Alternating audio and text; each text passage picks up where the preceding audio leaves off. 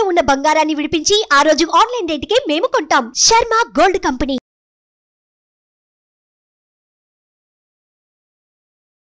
నమస్తే, welcome to Suman TV. నేను మీ యామ్ని. ప్రస్తుతం మనతో ఉన్నారు ప్రముఖ ఆధ్యాత్మికవేత్త డాక్టర్ అనంతలక్ష్మి గారు ఉన్నారు. అమ్మని అడిగి మనకున్న సందేహాన్ని అడిగి తెలుసుకుందాం. నమస్తే అమ్మ. నమస్తే తల్లి. అమ్మ, ఇప్పుడు మనకి భీష్మ అష్టమి ఉంది, అలానే భీష్మ ఏకాదశి కూడా ఉంది కదమ్మా. ఇప్పుడు భీష్ముడి పేరు మీద ఇలా రెండు ఎందుకున్నాయమ్మా? అసలు భీష్మాష్టమి కానీ భీష్మ ఏకాదశి కానీ దేనికి వచ్చాయంటారు? భీష్ముడు శరీరం వదిలినటువంటి రోజు అన్న దృష్టితో వచ్చాడు, అంతే కదా. మరి అష్టమి నాడు శరీరం వదిలేడా, ఏకాదశి నాడు వదిలేడా? తర్వాత దీనికన్నా ఇంకొక సీరియస్ ప్రశ్న ఒకటి వస్తుంది. భీష్ముడు శరీరం వదలడానికి యుద్ధంలో పడిపోతే, అయ్యయ్యో ఇప్పుడు ప్రాణం వదులుతావా నాయన, ఉత్తరాయణం రాని అని చెప్పి వాళ్ళమ్మ గంగాదేవి ఆకాశంలో తిరిగే హంసల చేత కబురు పంపించింది.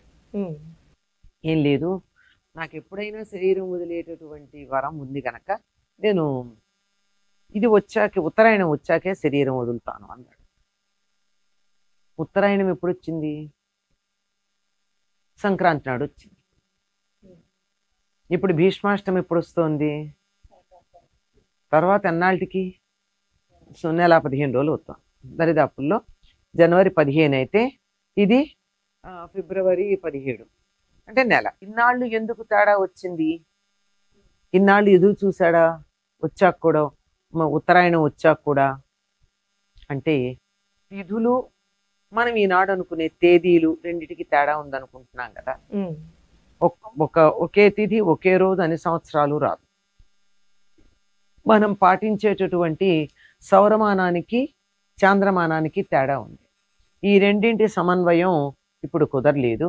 5300 చిల్లర సంవత్సరాల క్రితం జరిగినటువంటి భారత యుద్ధం జరిగినటువంటి సమయంలో, అంటే కురుక్షేత్రం జరిగినటువంటి సమయంలో రథసప్తమి అని మనం అనేటటువంటి మాఘశుద్ధ సప్తమి ఏదైతే ఉందో ఆనాడే, అది కూడా సూర్యుడికి సంబంధించింది అన్నాం కదా, ఆనాడే సంక్రమణం జరిగి ఆ మర్నాడు భీష్ముడు శరీరం వదిలిపెట్టుంటాడు.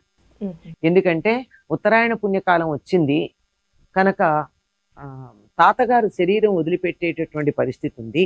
ఎందుకంటే అందుకోసం ఎదురు చూస్తున్నాడని తెలుసు కనుక మనం దానికి తగిన ఏర్పాట్లు చేసుకోవాలని చెప్పి ధర్మరాజు తమ్ముళ్ళతో చెప్పడం వింటాం మనం, అని భారతంలో ఉంది. అంటే ఆ ముందు రోజు ఉత్తరాయణం అయ్యి ఉండాలి, వచ్చి ఉండాలి. ఆ తరువాతి రోజు ఉత్తరాయణ పుణ్యకాలమైన మరుసటి రోజు అష్టమి అయి ఉండాలి. అంటే రథసప్తమి కూడా సౌర సంబంధమైన, అంటే సూర్య సంబంధమైనటువంటి పండగగానే చెప్పుకున్నాం కదా. ఇది కారణం అయి ఉండవచ్చు. ఎందుకంటే మారిపోతూ ఉంటాయి. ఈ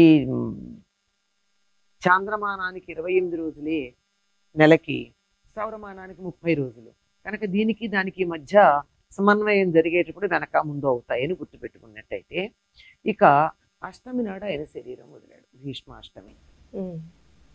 మరి ఏకాదశి ఏమిటి అంటే, ఆయన 5 రోజులు 5 ప్రాణాలని 5 రోజులు రోజుకొకటి చొప్పున వదిలిపెట్టాడు అంటారు.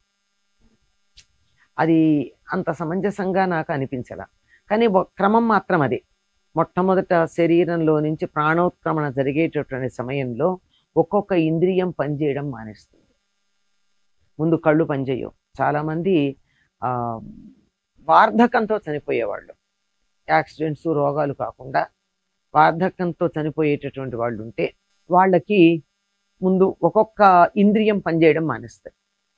అంటే కళ్ళు కనపడటం లేదు, మనం మాట్లాడుతుంటే కూడా చెవులు వినపడడం లేదు, ముట్టుకుంటే స్పర్శ తెలియడం లేదు. ఇలా వస్తుంది వరుసగా కనుతో మొదలవుతుంది. పంచప్రాణాలని ఒక్కొక్క రోజున ఒక్కొక్కటిగా ఆయన సప్తమి నుండి పూర్ణిమ దాకా వదిలిపెట్టాడు అని ఒక అన్వయం చెప్తారు. ఆ అన్వయం వినడానికి బాగుంది, అంతే కదా.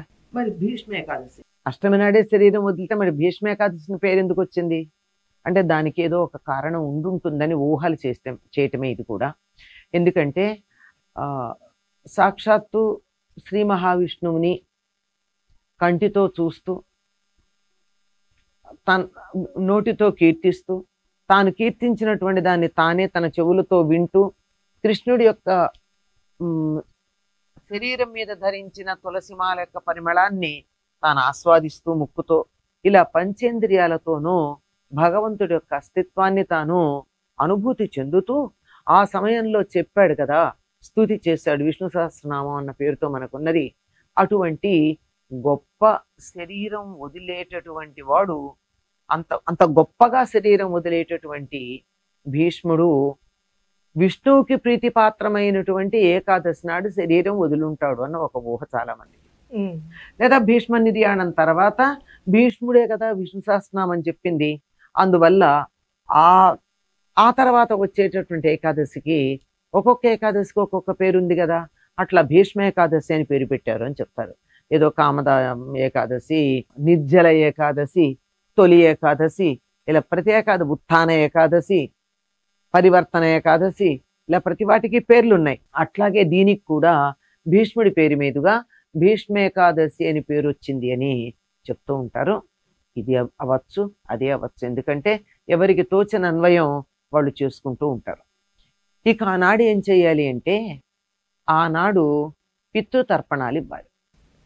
తల్లిదండ్రులకి తద్దినాలు పెట్టే వాళ్ళు ఎవరైతే ఉన్నారో శ్రాద్ధాలు, వాళ్ళ ఆ రోజు వాళ్ళ తల్లిదండ్రులకు శ్రాద్ధం పెట్టాలి. భీష్మాష్టమి రోజు వాళ్ళకి అలా పిండ ప్రదానాలు చెయ్యాలి. చేసేటప్పుడు భీష్ముడికి కూడా చేయాలి. భీష్ముడికి ఎవరైతే ఈ విధంగా తర్పణాలు ఇస్తారో వాళ్ళకి సంతానం లేకపోతే తప్పనిసరిగా మళ్ళీ భీష్మ ఏకాదశికి సంతానంతో ఉంటారు వాళ్ళు.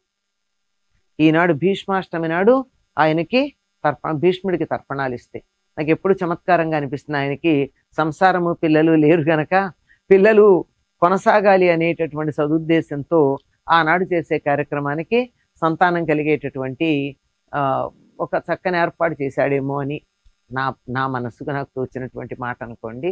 అంతేకాకుండా పూరి జగన్నాథ్లో ఈనాడు ఆయనకి శ్రీకృష్ణుల వారు స్వయంగా శ్రాద్ధ కర్మ నిర్వహిస్తారు. భీష్ముడు అదృష్టం చూడండి, ఈయనకి ఉత్తర క్రియలు నిర్వర్తించడానికి కొడుకులు లేరు, పెళ్ళే చేసుకోలేదు కదా, కొడుకులు లేరు. మరి ఆయనకి ఔద్వదైహిక క్రియలు ఎవరు చేస్తారు? ఆలోచించాల్సిందే కదా. లోకంలో ఈనాటికి అందరూ చేస్తారు. ఈవెన్ టుడే భీష్ముడు ఎంత గొప్ప త్యాగం చేశాడంటే, తండ్రి కోసం నేను పెళ్ళే చేసుకోనని భీష్మించు కూర్చున్నాడు కదా. అప్పటి వరకు ఆయన పేరు దేవవ్రతుడు కనుక అటువంటి తండ్రి కోసం స్వసుఖం త్యాగం చేసినటువంటి వాడు. ఆ కారణంగా త్యాగం చేసిన దానికి ఫలితంగా సంతానం లేదు. సంతానం లేని కారణంగా ఊర్ధ్వలోకాలకు వెళ్ళడానికి శ్రాద్ధక్రియలు చేసేవాళ్ళు లేక వీలు కాకుండా పోయింది. కనుక అందరూ ప్రతి సంవత్సరం భీష్ముడికి తర్పణాలు ఇవ్వాలి అని చెప్పి ఒక ఏర్పాటు జరిగింది. అందువల్ల భీష్మ ఏకాదశి నాడు తల్లిదండ్రులకి తర్పణాలు ఇచ్చే అధికారం ఉన్న వాళ్ళందరూ తప్పనిసరిగా తర్పణాలు ఇవ్వండి. కొంచెం ఓపిక ఉండి మేము శ్రాద్ధమే పెడతాము అంటే తప్పనిసరిగా పెట్టచ్చండి. అటువంటి పరమ పవిత్రమైనటువంటి రోజు భీష్మ ఏకాదశి. అంతకుముందు తర్పణాలు ఇచ్చేటటువంటి రోజు భీష్మ అష్టమి. చాలా చక్కగా తెలియజేశారమ్మా, ధన్యవాదాలు.